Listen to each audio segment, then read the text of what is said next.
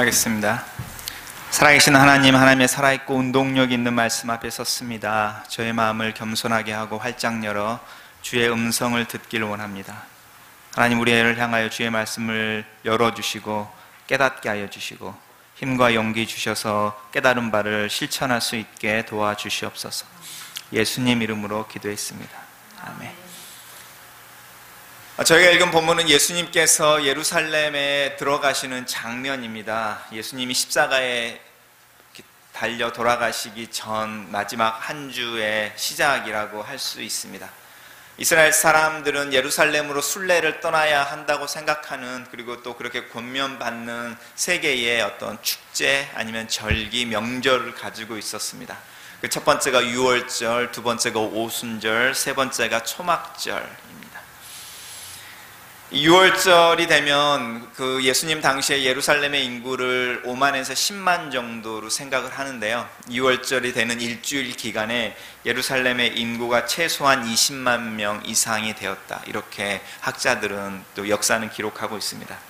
예수님 당시에 역사가였던 요세푸스는 이 6월절, 예수님 당시의 6월절을 기록하면서 이 6월절에 번제로 드려지기 위해서 이렇게 도축을 당했던 양들의 숫자가 25만 마리가 넘었다, 이렇게 말합니다. 학자들은 이 25만 마리라는 게 약간은 과장이 있다라고 말하지만 생각해 보시면 얼마나 많은 양이 6월절에 어린 양 하나님 앞에 드리는 제사로 드려지기 위해 도축되고 또 소비되어졌는지를 상상할 수 있습니다. 이 20만 명처럼 이렇게 배가 늘어나 버리는 인구가 갑자기 예루살렘으로 몰아올 때에 예루살렘에 거하는 사람들은 자기의 집을 열어서 유대인들, 순례객들을 환영했고요. 특별히 우리가 처음에 읽은 벳바게와 베다니 같은 곳은 예루살렘에서 가까운 곳으로서 그 순례객들이 쉽게 이렇게 머물면서 또 숙소를 구하고 예루살렘에 이렇게 일주일 내내 예루살렘으로 이렇게 왕래를 하면서 성전에 들락날락 할 수 있는 좋은 장소였습니다. 마가는 예수님이 예루살렘에 들어가기 위해서 어린 나귀 새끼를 이렇게 찾아내는 장면을 길게 설명을 하고 있습니다. 그래서 어떤 분들은 이 예수님이 마지막처럼 또 한 번의 기적을 보이고 계신다, 이미 다 알고 계셔서 어디에 가면 어린 나귀 새끼가 있을 거고 뭐라고 말하면 그 나귀 새끼의 주인이 예수님이 그 나귀 새끼를 쓸 수 있도록 타고 예루살렘에 들어갈 수 있도록 허락해 줄 것이다, 이런 기본적인 작은 미러클 같은 이야기를 하고 있다, 이렇게 이야기하시는 분들도 있습니다. 하지만 이 본문에서 마가가 이렇게 많은 절들을 할애해서 예수님이 나귀 새끼를 찾고 또 나귀 새끼를 데리고 오라는 걸 통해서 우리에게 이야기해주고 싶어하는 첫 번째는 무엇이냐면 예수님이 지금 이 분위기를 만들고 있다는 겁니다. 사람들이 나귀 새끼를 예수님에게 갖다가 타게 하는 것이 아니라 예수님이 나귀 새끼를 집어서 타고 가겠다라고 결심하시고 스스로 나귀 새끼를 구하고 그 위에 올라타시는, 자발적으로 예수님이 나귀 새끼 위에 타셨다라는 부분을 강조하는 겁니다. 그 예루살렘에 들어가는 어떤 행렬의 시작이 사람들의 연출에 의한 것이 아니라 예수님 스스로의 연출에 의해 시작된 것이다. 이거를 조금 더 드라마틱하게 이해를 하려면요, 마커스 보르그나 존 도미닉 크로산 같은 학자들이 하는 이야기를 들을 필요가 있는데요. 역사의 기록들은 무슨 이야기를 하고 있냐면 이 로마 제국이 유대인들을 가장 경계하고 의심의 눈초리를 바라보던 이 시기가 바로 6월절이었다는 겁니다. 더구나 예루살렘의 인구가 20만 명 이상으로 배가 된 상태에서 과반수 이상이 예루살렘에 살던 고주인들이 아니라 순례객들이 들어오는 거잖아요. 그럼 소위 말하는 불순분자들이 예루살렘에 가장 많이 모여 있는 상태. 그래서 빌라도처럼 이렇게 그 로마 군대가 팔레스타인의 그 유대 땅에 주둔하고 있었는데 질서 유지에 가장 신경을 쓸 때가 바로 6월절 기간이었다는 거죠.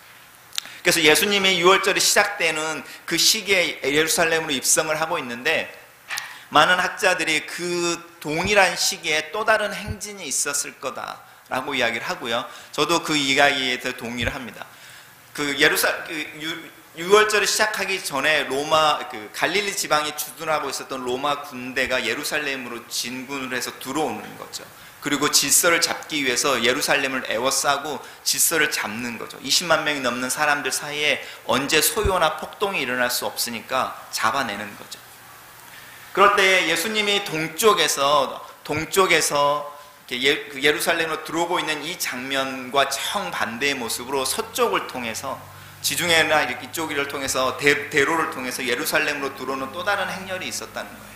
그것이 무엇이냐면 빌라도를 선두로 해서 무장된 로마 군인들이 맨 앞에 드럼을 세우고 나팔을 불면서 이렇게 군인들의 진병을 하는 것처럼 이렇게 발자국 소리를 맞추면서 예루살렘으로 들어오고 있었다는 겁니다.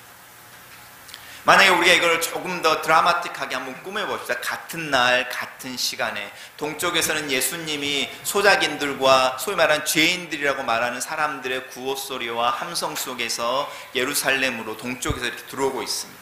서쪽에서는 빌라도를 중심으로 로마 군대가 예루살렘을 치안을 담당하기 위해서 행진에 들어오고 있는 거죠. 한쪽은 The Kingdom of God이라고 해서 하나님의 나라에 대한 이야기를 하는 무리들이 예루살렘으로 들어오고 있고요. 한쪽은 로마 제국의 파워를 이야기하는 그룹이 예루살렘으로 들어오고 있는 거죠. 드라마틱하게 다른 두 개의 어소리티나 파워가 예루살렘이라고 말하는 지역으로 이렇게 동시에 들어오고 있는 겁니다. 이런 장면을 비교해 보시면 왜 예수님이 너희는 나를 누구라 하느냐라고 제자들에게 신앙 고백을 요구할 때 성경은 모든 복음서들이 예수님과 제자들이 가이사라 빌립보라는 지역을 걷고 있었다라고 지명 이야기를 하고 있는지를 알 수 있습니다. 왜냐하면 가이사라 빌립보니까 가이사라는 시저를 이야기하는 거잖아요. 빌립보는 헤롯 왕의 이름이니까 시저하고 자기의 이름을 부어서 헤롯 왕이 신도시를 하나 만들어서 가이사에게 헌정한 도시가 가이사라 빌립보라는 곳입니다. 그럼 물론 거기에는 로마 황제를 숭배하는 신이 있겠죠. 그리고 많은 로마 문화들이 있었을 겁니다. 그러니까 제자들과 함께 예수님이 가이사라 빌립보를 지나면 사람들이 보는 거죠. 이렇게 비주얼하게 로마 황제를 섬기는 신전들이 있고 문화의 상징들이 있고 이런 로마 제국의 어떤 파워를 그리고 찬양하는 어떤 모습들이 있는 곳을 지나면서 너희는 나를 누구라 하느냐. 로마 제국이라고 말하는 눈에 보이는 피지컬하게 느낄 수 있는 이 세상의 절대적 힘을 향해서 보이지 않는 느낄 수 없는 그렇지만 믿음으로 받을 수 있는 나라에 대한 이야기를 하고 있는 거죠. 종료주일에도 똑같은 일이 벌어지고 있는 겁니다. 예수님의 행진을 통해서 하나님의 나라라고 말하는 보이지 않는 나라 그리고 오고 있는 나라, 사랑과 용서라고 하고 있는 나라를 이야기하고 있고요. 이쪽에서는 비주얼하고 당장 지금 내 목숨을 좌지우지할 수 있는 나라. 나에게 명령을 복종하면 질서와 평안을 약속하고 있는 이 세상에 군림하는 파워가 동시에 들어오고 있는 거죠.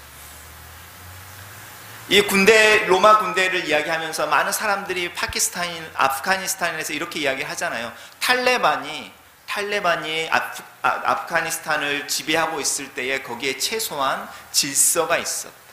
범죄는 없었다. 도적도 없었다. 이런 이야기를 하잖아요. 그렇게 말하는 어떤 세상의 약속 이런 게 있는 거죠. 그게 로마 제국으로 표현되어지면서 우리에게 오는 겁니다.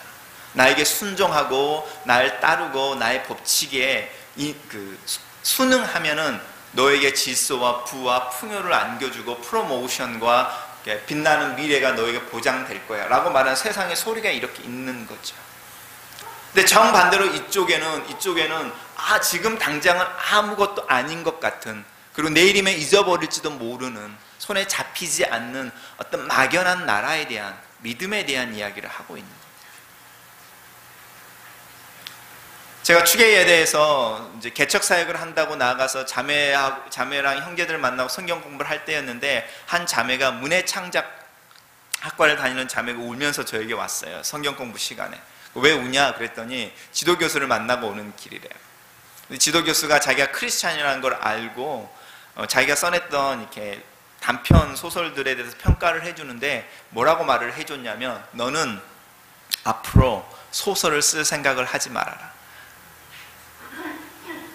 내가 생각하기에 너 글을 쓰는 재주는 있는데 성인 소설이나 이렇게 일반 대중을 향한 소설은 못 쓸 것 같아. 그래서 지금부터 어린아이들을 위한 동화 작가가 되도록 해봐. 근데 이 자매는 이렇게 소설을 쓰고 싶어 했거든요. 그 이유가 뭐였냐면 지도교수 말에 의하면 너는 예수 그리스도를 믿는 그리스도인으로서 네 소설에는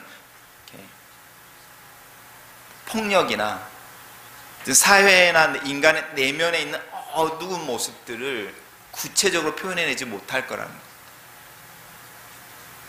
특별히 성적인 표현이나 아니면 대중들의 흥미를 자극할 수 있는 모티브를 가지고 소설을 적나라하게 못 써낼 거라는 거죠. 그리고 또 하나, 너는 종교적인 편견에 갇혀 있어서 네가 소설을 쓰면 네 소설에는 항상 어떤 도덕적인 교훈을 담으려고 할 거야. 재미가 아니라. 그러면 너에게 정해진 길은 하나라는 거죠. 어린 아이들을 위해 교훈을 줄 수 있는 밝고 예쁘고 아름다운 이야기를 써라 라는 거였어요. 세상이 이야기하는 소리랑 마찬가지지요. 우리가 예수 그리스도를 믿는다고 말을 했을 때에 우리 당장 손에 잡히지 않는 믿음 때문에 이 세상 사람들이 자신들을 따라오지 않는다. 이 세상이 우리를 향해서 그렇게 말하는 거죠. 그래서 네가 종교적으로 편견을 갖게 될 거고 편협되어지고 그 한계에 이렇게 울타리에 맺혀져 있기 때문에 우리랑은 다른 거, 우리가 하는 거는 하지 못할 거다, 이런 이야기를 하는 소리를 사실은 듣습니다. 제가 이제 오타와에 와서 차 보험을 들려고 하는데요. 제가 작년에 3번의 배드럭이 있었습니다. 한 번은 제가 살고 있던 동네에 한밤에 차가 10대가 넘는 차의 유리창이 깨졌어요. 스트릿에 이렇게 밖에 주차되어 있는 차들을 각 스트릿에 한 대씩 골라서 차를 이렇게 유리창을 깼는데 도구를 가지고 깨고요. 다른 도구를 가지고 깨고요. 그 도구를 차 안에 넣어놓고 10대인데 다 다른 스트릿 한 대씩이 선택되어져서 제 차가 그 중에 하나였어요. 그리고 지난번에 말씀드렸던 것처럼 저희 큰딸 몬트리올에 기숙사 이사하는 날에 유리창이 한 번이 더 깨졌습니다. 그리고 밥을 먹는 땡스기빙이라고 다시 와서 밥을 먹는 날 범퍼가 일어나서 제 사고가 아니라 제 의지와 상관없이 사고가 3번이 터졌어요. 근데 그럴 때마다 소위 말하는 그 디덕터블이 있잖아요. 컴프리헨시브 디덕터블. 제 잘못이 아닌데 제가 얼마를 내야 되는 거. 근데 그게 3번을 쓴 거죠. 그래서 그거를 1년에 3번 그런 일이 있었는데 보험료가 나간 걸 봤더니 한 5,000불 이렇게 나갔더라고요. 오타와에 와서 이제 여러 보험회사를 다니면서 이제 그 보험 기록을 떼와서 줬을 거 아닙니까? 그랬더니 1년에 3,300불 보험료를 이야기를 하더라고요. 그래서 이제 다른 데를 갔더니 다른 데서는 1,900불을 해주는데 컴프리헨시브는 커버를 안 해주겠다는 거예요. 네 사고가 나면, 그러니까 네 잘못과 상관없이 사고가 나면 그건 네가 전액 네가 하는 걸로 하고 이제 이런 딜들이 일어나는 거죠. 제가 물어봤어요. 인슈런스라는 게 배드럭을 커버해 주려고 있는 거잖아. 내가 작년에 배드럭을 3번을 가지고 있어서 인슈런스의 도움을 많이 받았어. 나 되게 이렇게 감사해. 그리고 나는 지금도 이 배드럭을 커버하려고 지금 너한테 온 거야. 그렇게 이야기를 했어요. 근데 그 브로커가 뭐라고 말하냐면 자기도 안 돼요. 그리고 자기네도 배드럭을 커버하기 위해서 비즈니스를 한대요. 그런데 너는 지금 처음 우리랑 거래를 트잖아. 그런데 작년에 배드럭이 3건이 있었는데 올해 한 건도 없다는 보장이 없잖아. 그러면 너는 우리한테 보험료를 한 푼도 내지 않은 상태에서, 아니면 보험료가 네가 1년에 내는 게 한 1,500불 될 텐데 갑자기 1,900불, 2,000불이 나오면, 그런 배드럭 때문에 나오면 자기네는 미친다는 거죠. 세상이 이야기하고 있는 흐름들을 한번 살펴보십시오. 자기네들이 원하고 있는 원리와 원칙에 순응할 때에 우리에게 어떤 종류의 질서와 평안과 보호를 약속하고 있는데 그 부분을 벗어나게 되면 거절해 버리는 거죠. 빌라도가 나중에 예수님이 십자가에 잡히기 전에, 달리시기 전에 재판을 벌릴 때 빌라도의 모습이 바로 그런 모습이죠. 예수님을 보호하려고 하고 예수님을 십자가에 이렇게 달리지 않게 하려고 노력을 하지만 어느 선을 넘게 되잖아요. 자기의 이익과 관련되어지거나 자기의 명예와 관련되어지거나 자기의 미래와 관련되어질 때는 가차없이 버려버리잖아요. 그의 부인이, 아내가 사람을 보내서 이 예수라는 사람을 특별히 이렇게 함부로 대하지 말고 좀 잘 대해줘라, 이런 말을 듣지만 자기의 개인 이익과 관계가 될 때는 상관이 없어져 버리잖아요. 우리가 두 개의 소리를 듣는 거죠. 두 개의 행진 소리를 항상 듣습니다. 사실은 예수 그리스도를 믿는다라는 것은 어떤 이 세상과 하나님 나라 사이에 서 있는 것 같은 느낌을 받을 때가 많잖아요. 군화 소리에 이렇게 맞춰서 진행해 오면서 드럼을 통해서, 그리고 이렇게 거대한 이렇게 말과 분장된 말의 모습들을 통해서 권위에 복종할 것을 요구하고 질서에 따를 것을 요구하는 이 시대의 소리를 듣습니다. 그리고 또 하는 쪽으로는 그냥 이렇게 사람들의 소리 속에서 호산나를 이야기하고요, 하나님의 나라를 이야기하고 다윗의 왕국을 이야기하고 있는 보이지 않는 나라에 대한 이야기를 합니다. 우리는 그 가운데 서 있어요. 그랬을 때에 우리 안에 선택권이 계속적으로 요구되어지는 거죠. 우리가 군중으로서 어느 곳에 설 거라는 겁니다.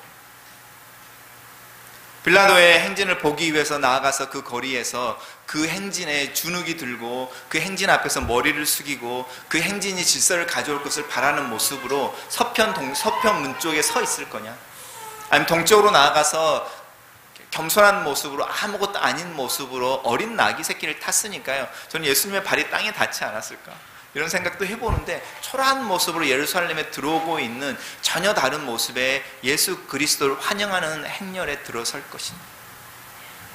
순간순간의 결단이죠. 그런데 예수님이 이 행진 속에서 예루살렘으로 들어올 때 수많은 사람들이 예수님 앞에 나와 호산나 다윗의 이름으로 오는 이여 우리를 구원하소서 이런 이야기를 하잖아요. 근데 예수님의 표정이 어땠을까요?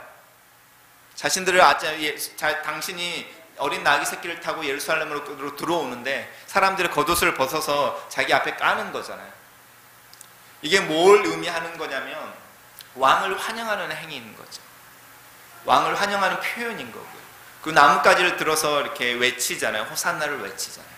이런 일들이 성경에도 기록되어져 있었고, 실제로 예수님이 이 일이 벌어지기 몇 세기 전에 실제로 사람들이 예루살렘으로 동fun을 통해서 들어올 때 똑같은 행위를 한 적이 있었거든요. 마카비라는 왕계 가족을 통해서 예루살렘이 독립기간을 유지한 적이 있었어요. 그때 마카비 그 가족의 사람들, 왕조가 형성되어져서 이스라엘을 독립국가로 만들어서 예루살렘에 들어올 때 사람들이 그렇게 환영을 했던 거죠. 무슨 말이냐면 예수님이 들어올 때 사람들의 반응은 예수님을 왕으로 모시는 거예요. 자신을 왕으로 환영하는 군중들의 소리, 군중들의 행위와 자신을 향해서 호산나 다윗의 자손이라고 외치는 그 군중들의 환호 소리를 들으면서 예수님의 표정은 어땠을까요? 누가복음은요, 그 퍼레이드의 정점에서 갑자기 예수님이 울어버리셨다 이렇게 말합니다. 예루살렘에 들어가기 바로 직전에 그 클라이막스에서 예수님이 울어버리셨다. 그러면서 예루살렘아 예루살렘아 탄식을 하셨다는 거예요. 오늘 본문에서 마가는 무슨 이야기를 하고 있냐면 예수님이 예루살렘에 들어오셔서 다시 나가버리셨다는 거죠. 예루살렘 안에 안 계시고 다시 베다니로 물러가서 거기에 계셨다 이렇게 이야기를 합니다. 아무런 일도 일어나지 않은 거죠. 저는 예수님의 나귀를 타고 자기를 환호하고 자기를 환영하는 사람들의 구호와 행위를 이렇게 액션을 보면서 예수님의 얼굴은 결코 밝지 않았을 거다 이렇게 생각합니다. 왜냐하면 예수님을 환영하는 이 사람들의 행위는요, 예수님이 가려고 하는 길과는 전혀 다른 모습이었거든요. 종려가지를 흔들고 겉옷을 벗어서 이렇게 앞에 깔면서 왕을 환영하는 행위는 사실 이스라엘의 절기 속에 초막절이라고 말하는 맨 마지막 절기에 있는 행사였습니다. 왕이 오는 것을 환영하고 하나님께서 메사야를 보내서 자신들을 구원하고 나라를 세울 것에 대한 기원하는 행위였습니다. 이 백성들은 지금 그걸 하고 있는 거죠. 그런데 아이러니하게도 예수님은 그 유월절의 어린 양으로 예루살렘에 들어가고 있습니다. 절기가 맞지 않는 게 첫 번째죠. 유월절의 어린 양으로 예루살렘에 들어가고 있는데 이스라엘 백성들은 예수님을 다른 절기의 모습으로 환영하고 있는 거죠. 이유가 무엇일까요? 우리가 아는 것처럼 이스라엘 백성들이 예수님을 왕으로 삼으려고 한 적이 있었습니다. 그렇죠? 예수님이 오병이어의 기적을 일으켰을 때에, 그들이 예수님을 오병이어의 기적을 체험한 후에 왕으로 삼고 했을 때의 동기는 한 가지였죠. 자신들의 문제가 해결되어진다라는 거였습니다. 예수님이 예루살렘에 겸손한 모습으로 나귀를 스스로 타시고 들어가시려고 할 때 그분을 왕으로 환영하는 사람들의 동기는 똑같았습니다. 오병이어를 경험했을 때와 똑같이 그분이 왕으로 예루살렘에 들어감으로 우리가 고민하는 문제가 해결되어질 것이다. 그런데 예수님이 해결하고 싶어하는 문제는 한 조각의 빵이 아니었죠. 더 궁극적인 모습을 해결해 주고 싶어 하셨습니다. 이 부분에서 차이가 하나 있고요. 두 번째는 이스라엘 백성들을 외치는 이 호산나라는 단어입니다. 우리도 호산나를 이야기하고 이러지만 예수님도 예수님의 기도 속에 이 호산나라는 단어를 한 번 사용합니다. 예수님이 사용하는 호산나는 언제 나타나냐면 요한복음 12장에 예수님이 이야기하면서 지금 내가 이 곤고한 때로부터 나를 벗어나게 해 주십시오. 이렇게 기도하는 장면이 나옵니다. 이 곤고한 때, 나에게 닥쳐오는 이 어려움으로부터 나를 벗어나게 해 주십시오 라고 말할 때 호산나라는 단어를 씁니다. 그 호산나는